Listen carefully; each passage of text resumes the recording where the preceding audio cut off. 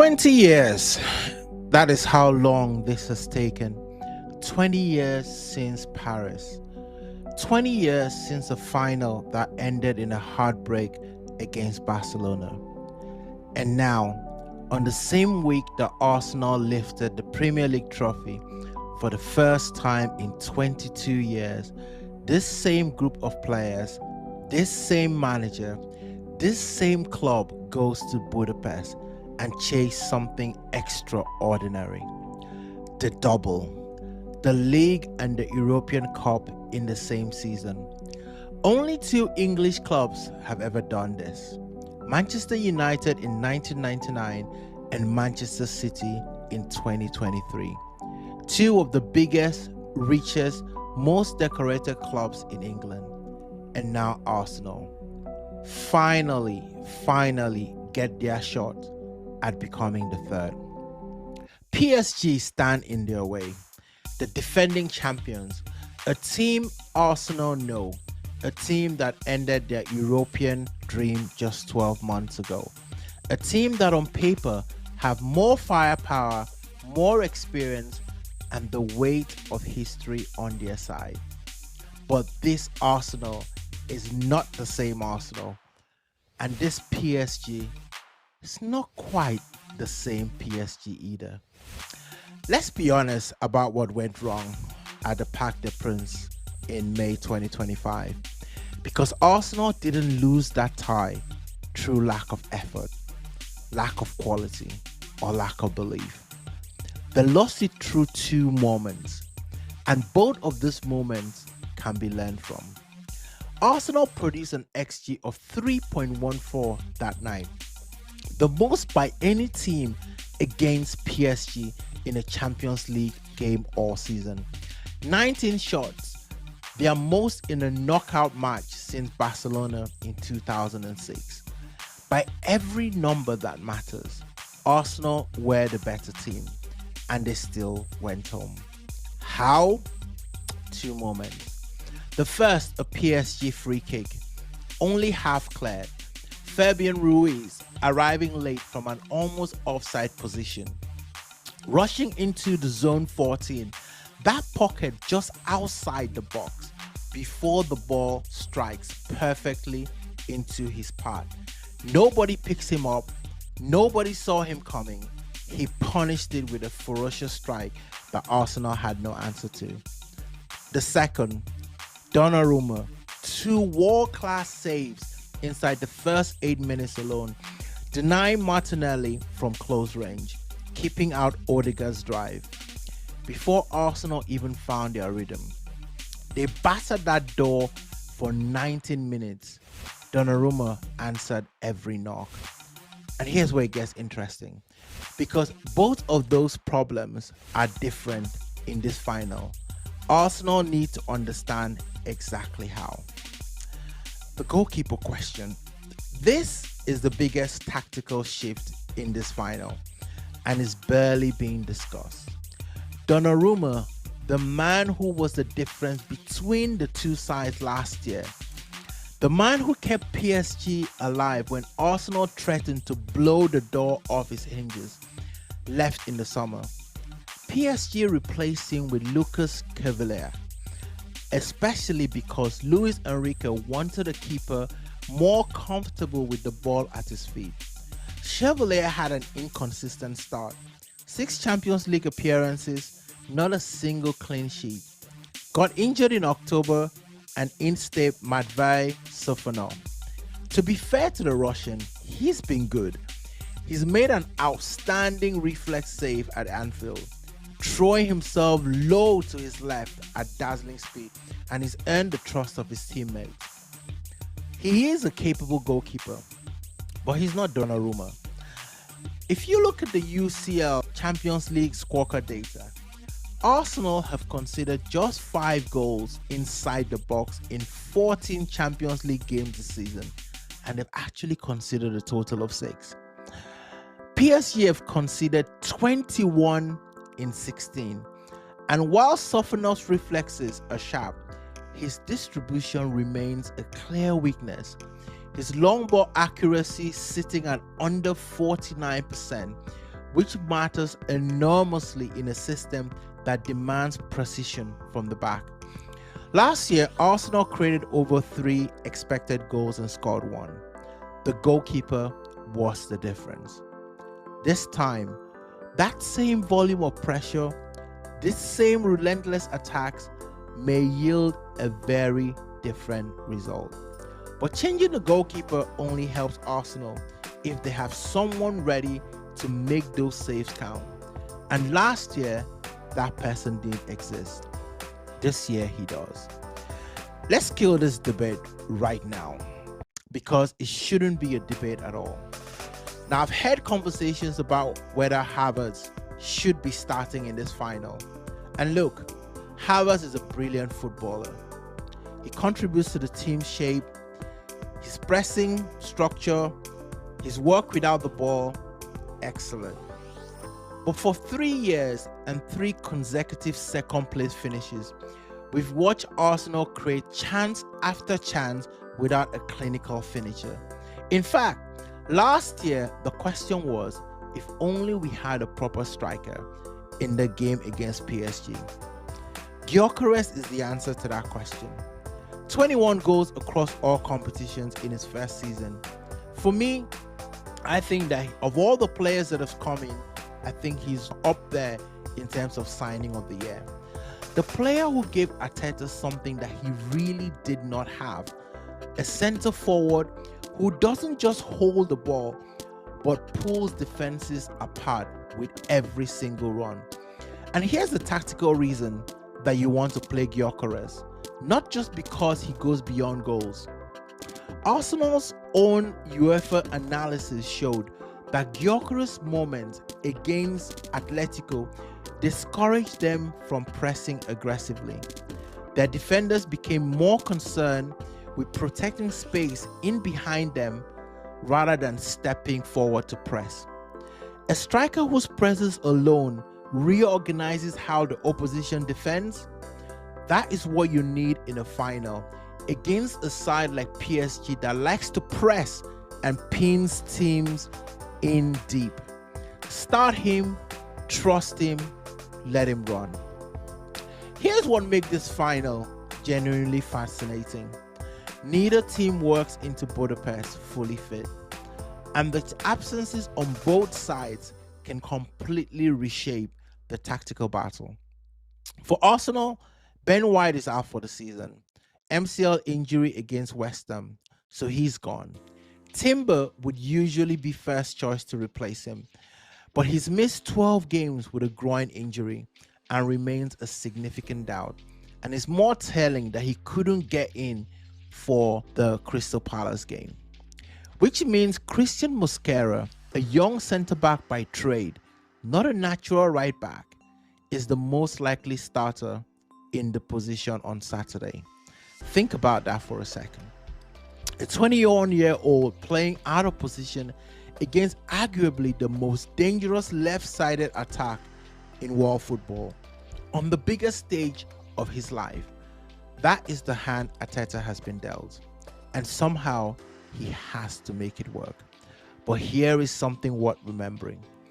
This Arsenal squad has spent the entire season making things work despite the odds. Injuries to Saka, Odegaard, Havertz, Gabriel, Timber, at various points this season, every key player has been missing, and they still won the league by 7 points. Merino is back and available from the bench after his return against Palace. And in midfield, Arteta has a selection decision that has been building all season. Zubimendi's experience versus the unstoppable energy of Miles Lewis-Kelly. More on him in a moment. For PSG, this is where it gets really interesting. Dembele, their top scorer, lasted just 26 minutes of PSG's final league game before coming off with a calf injury. Mind games maybe? A recurring problem, they say. He says he will be ready, but reports from France suggest his availability is genuinely uncertain. And Hakimi, their captain, their attacking right back, one of the most influential players in Europe, is increasingly unlikely to start. He has missed PSG's final 4 league fixtures and the semi-final second leg. Individual training only. Maybe he makes an appearance on the bench. If Hakimi doesn't play from the first whistle, PSG lose a player who gives them their forward rhythm on the right. Without him, they have to restructure. Without Dembele at full fitness, Kvaratskhelia carries even more of the attacking burden, which, as it happens, plays directly into Arsenal's hands. Even without Hakimi, even with Dembele not at full fitness, even short-handed, Kvaratskhelia on his own is enough to win a Champions League final, which is precisely why Arsenal have to make sure he spends Saturday night defending, not attacking.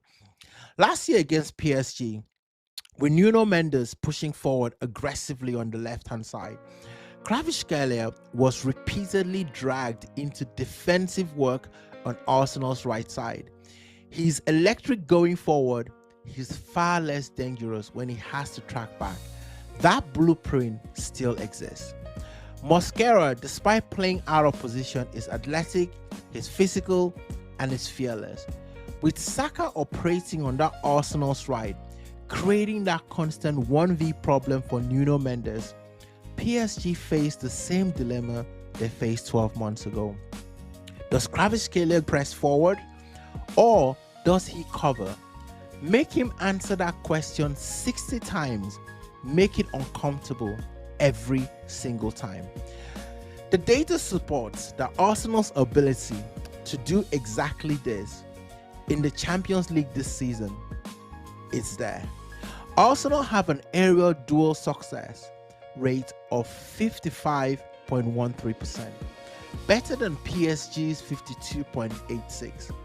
They've attempted 233 courses in this competition to PSG's 189, and they have won more individual battles, contested more duels, and been more physically imposing across the board. This is not PSG's natural territory. We make it a fight. We make Kvaratskhelia defend. This brings me to one of the most compelling selection decisions Arteta faces, and one of the most compelling stories of Arsenal's entire season. Ruiz Zone, 19-year-old academy graduate, product since the age of 8. A player who just 3 weeks ago started the Champions League semi-final second leg in midfield, a position that he had never started in at senior level, and he was sensational. Arteta admitted it was a big risk. He also admitted he had been too harsh on the kid, too slow to trust what was staring him in the face. And here is the detail that gives this final an extra layer of personal edge. Last year in the semi-final, it was a VAR handball against Ruiz Zone that gave Vitinha a penalty against Arsenal, a moment that haunted the tie. Raya did save that, but that moment could have broken the teenager's confidence. Instead, 12 months later, he is in the squad for the final, not just in it, but competing to start in. Zubimendi or Ruiz Zone, experience against energy, composure against fearlessness. Arteta spent this entire season building a new version of what Arsenal looked like. More direct, more aggressive, less cautious, and Ruiz Zone is the living embodiment of that evolution. If you've watched my video on Ruiz Zone and what he means to this team's identity, you already know why this decision matters beyond Saturday. Whether he starts or comes off the bench, he will play a role in Budapest. And given what he did against Atletico, don't be surprised if it is a decisive one. Finals are not decided by systems, they are decided by moments.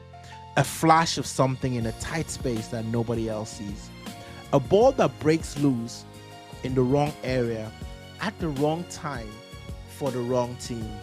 A player who has spent 90 minutes waiting for 1 second and takes it. Eze, is that player for Arsenal. It was his powerful drive that put Arsenal on their way against Leverkusen in the quarterfinal second leg. One of the moments that defined their European campaign. He's a creator, a carrier, a man for the occasion. Not the one who sets the table, the one who arrives when the food is already on it. But there's a specific reason he needs to be on that pitch in Budapest, and it goes back to Fabian Ruiz. Remember that goal? The half-cleared set piece? A midfielder arriving late into the zone 14? That dangerous pocket just outside the box to punish the loose ball. Nobody anticipated the second phase. Nobody was there. That moment cost Arsenal Champions League final. One loose ball, one midfielder in the right zone at the right time. Eze is Arsenal's answer to that in reverse. He is devastating in exactly that zone, drifting between the lines, arriving late into space, finding the pocket between PSG's shape when the ball breaks. If Arsenal win a corner, if a clearance falls loose, if Safono's distribution is intercepted by Arsenal's press, Eze in zone 14 is as dangerous as Ruiz was for PSG last May. That lesson has been learned. Now use it. Let's just look at what this Arsenal side has actually done in this Champions League. 14 games unbeaten. The first club in history to win all 8 league phase matches, conceding just 4 goals, before eliminating Leverkusen, Sporting, and Atletico in the knockouts. In those 14 Champions League games, 5 goals conceded inside the box. That is not a defensive record. That is a fortress. PSG has scored 44 goals in the competition to Arsenal's 29. They have more touches, more ball recoveries, more touches in the opposition box in raw attacking volume. They are a mere relentless machine. No question about that. But Arsenal have conceded just 1 goal outside the box in 14 Champions League games. 1. They've conceded 5 inside it. This is a team with one of the most impenetrable defensive structure in European football this season. PSG win this if this game becomes chaotic, open, end-to-end, transition heavy. That is their world. Arsenal win if they keep it structured, disciplined, and controlled, and take their chances against a goalkeeper that is not as good as Donnarumma. The odds say PSG are favorites. At 13-10, their implied win chance is 43%, but the actual win rate at those odds is 69%. Arsenal at 21-10 to 10 have a 32% implied chance with a 20% actual win rate at those prices. In other words, everyone backs PSG to win. But you know what else the numbers say? The Arsenal won't bottle the title again. They finish 7 points clear. This final will not be decided in the open passage of play. It will be decided in the moments that most viewers won't even notice until they replay it the next morning. The half-cleared corners, the loose ball that falls into zone 14, the set piece that isn't defended properly, the press that forces the bad Safonov save distribution and leaves a ball bouncing in a dangerous area with nobody in charge of it.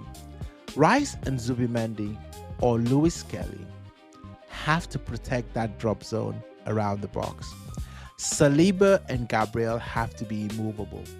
Every time PSG win a dead ball, every time a clearance is only half cleared, someone in an Arsenal shed has to be first to the second phase. Because Ruiz was, and it cost them. And when Arsenal win a set piece, because they will, they have been one of the best set piece teams in Europe all season. They need bodies arriving late, Eze arriving late, Rice arriving late, Gyökeres making the runs that pulls the defenders out of the box and creates the space for someone else to fill it. Simeone knew about second balls. Ruiz knew about second balls.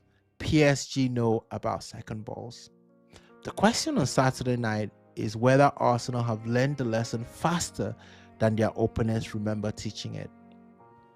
Arsenal walk into this final carrying something, actually carrying everything. 22 years of hurt from the league, 20 years of hurt from Europe, 3 consecutive second place finishes that left this fan base wondering whether this generation of Arsenal players would ever get there, whether Arteta would ever get there, would get the job done, whether this club with all its talents, all its near misses, all its almost would stop being the team that comes close. And now they stand 5 days from answering all of it. In one game, on one night in Budapest. They're working with Saliba, the best centre-back in England. With Rice, a leader, a warrior, a midfielder that has run through walls for this club every single week. With Saka, back from injury, back to his best, back to being the player every Arsenal fan points to and says, this is what this club is built around. They're working with Eze, a player built for the single moment that describes a final.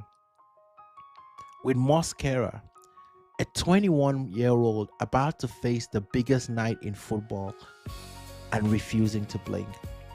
And they're working with Miles Lewis Kelly, a teenager who grew up in this club, who could have been knocked down by a VAR decision and has come back this season and played the best game of his life in a Champions League semi-final. And they're working with Gyökeres, the striker they asked for 3 painful years of coming close, the man who changed the weight of this squad the moment he arrived, the player who finally gave Arteta the one thing he had never quite had, a centre forward who doesn't just hold the line but pulls defenses apart with every single run he makes. PSG are the favourites, the defending champions, the side who beat Arsenal to get there 12 months ago. They have more goals, more European experience, and Kvaratskhelia, one of the most dangerous players in the planet, starting on the left. Here is the thing about this squad that no one is giving them credit for all season. This team do not panic. They don't do passive, not anymore. Arteta has changed that. The players changed that. 22 years of hunger finally found its home in a squad that is hard, brave, and absolutely relentless. One more game. 20 years since Paris. One generation who had already written their names into Arsenal history by winning the league. Now they go to Budapest to decide whether the story ends as something amazing or something immortal. Come on, you Gunners.